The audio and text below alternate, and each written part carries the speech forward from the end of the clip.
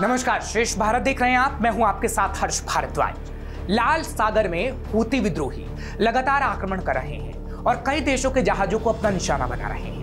और अब तक लाल सागर और अदन की खाड़ी में सबसे ज्यादा अमेरिका, ब्रिटेन, सऊदी अरब के जहाजों को निशाना बनाया गया है, जिसके बाद अब जहाजों को लगातार निशाना बना रहे यमन के हूतियों पर अमेरिका और ब्रिटेन की सेना ने तगड़ा वार कर दिया है। अमेरिका और ब्रिटेन ने मिलकर हूतियों के इलाके में एयर स्ट्राइक कर दी है। अमेरिका और ब्रिटेन की एयर स्ट्राइक में हूतियों के कई ठिकाने ध्वस्त हो गए हैं। लाल सागर में जहाजों पर हाल ही में हूती विद्रोहियों के हमले में काफी तेजी आई थी, जिसके बाद अमेरिका और ब्रिटेन ने ये बड़ी कार्रवाई की है। दोनों देशों की सेनाओं ने यमन में ईरान समर्थित विद्रोही समूह के 13 ठिकानों पर हमला किया है। अमेरिका और ब्रिटेन के लड़ाकू विमानों और अमेरिकी जहाजों ने कई ठिकानों, मिसाइल दागने वाली जगहों, हूती विद्रोहियों के कब्जे वाली जगह, एक हूती जहाज और अन्य ठिकानों को निशाना बनाया है।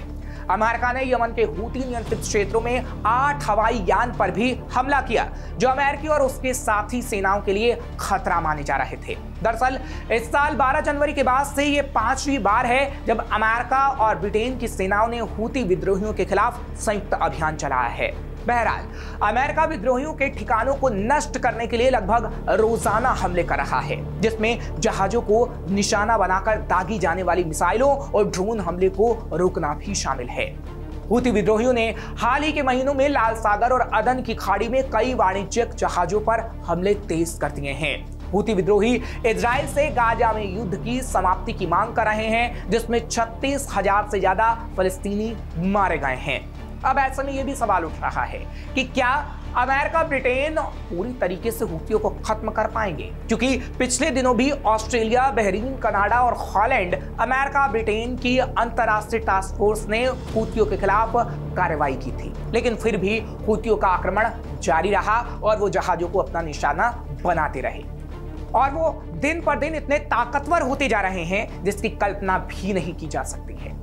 लेकिन आखिर ऐसा हो क्यों रहा है, ये भी एक बड़ा सवाल है। इस सवाल का जवाब आगे हम आपको जरूर दें, लेकिन उससे पहले आपको ये समझना होगा कि आखिर ये हूती विद्रोही है कौन।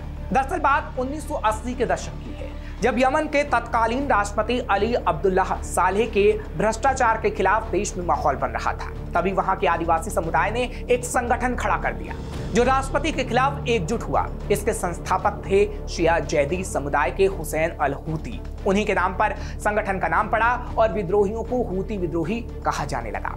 देखते ही देखते संगठन सरकार से टकराने लगा। सरकार से हूती विद्रोहियों ने कई युद्ध लड़े। ये संगठन हमास और लेबनान के हिजबुल्लाह का बड़ा समर्थक है।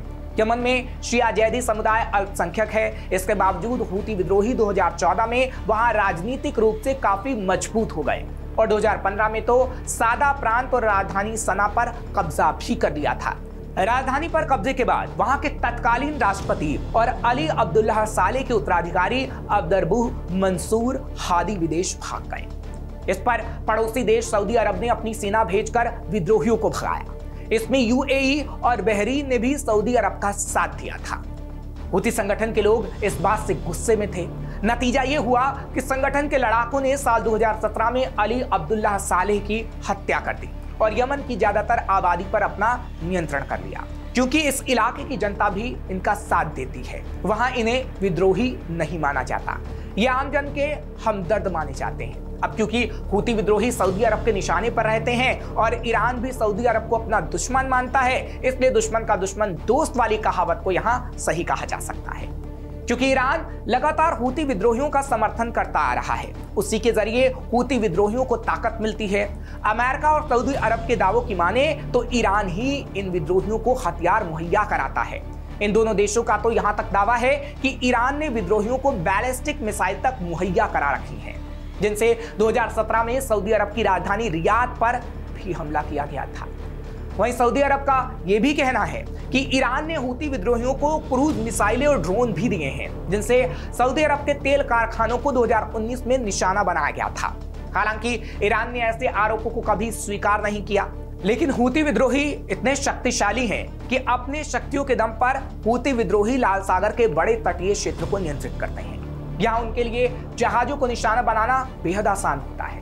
अब क्योंकि दुनिया भर के तेल व्यापार का 12% हिस्सा लाल सागर के जरिए ही आता जाता है, इसलिए हूती विद्रोही कच्चे तेल के जहाजों को ज्यादा निशाना बनाते हैं। इसके जरिए हूती विद्रोही पूरी दुनिया और खासकर सऊदी अरब पर दबाव बनाना चाहते हैं, क्योंकि यमन की सरकार वहीं से चलती है और हूती विद्रोही सऊदी अरब से छूट चाहते हैं। यानी हमलों के जरिए हूती विद्रोही ये जताना चाहते हैं कि वो कभी भी लाल सागर के रास्ते को बंद कर सकते हैं। ऐसा करने से तेल के कारोबार में रुकावट आएगी और दुनिया भर में तेल के दाम बढ़ जाएंगे, जिसके कारण सऊदी अरब पर और दबाव बढ़ेगा। वहीं इजराइल के जहाजों को इसलिए निशाना बनाया जाता है क्योंकि हूती खुद को हमास का समर्थक बताते हैं।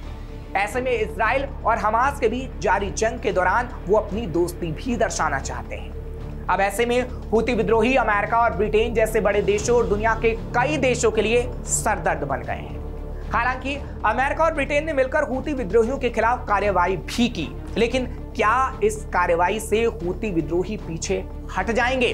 तो इस सवाल का जवाब नहीं है, क्योंकि इतिहास गवाह है कि ऐसे पहले भी कार्रवाई की जाती रही है, लेकिन हूती विद्रोही कमजोर नहीं ताकतवर होते गए हैं और पश्चिमी देशों को लाल सागर में परेशान करते रहे हैं, जिससे सवाल उठ रहा है कि क्या हूती विद्रोहियों पर लगाम नहीं लगाई जा सकती और क्या वो यूं ही लगातार आतंक मचाते रहेंगे?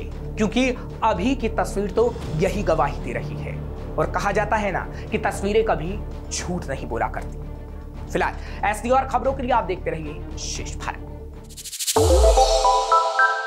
श्रेष्ठ उत्तराखंड पर खबरों से जुड़े रहने के लिए चैनल को सब्सक्राइब और लाइक करें, बेल आइकन दबाएं और देखते रहें श्रेष्ठ उत्तराखंड।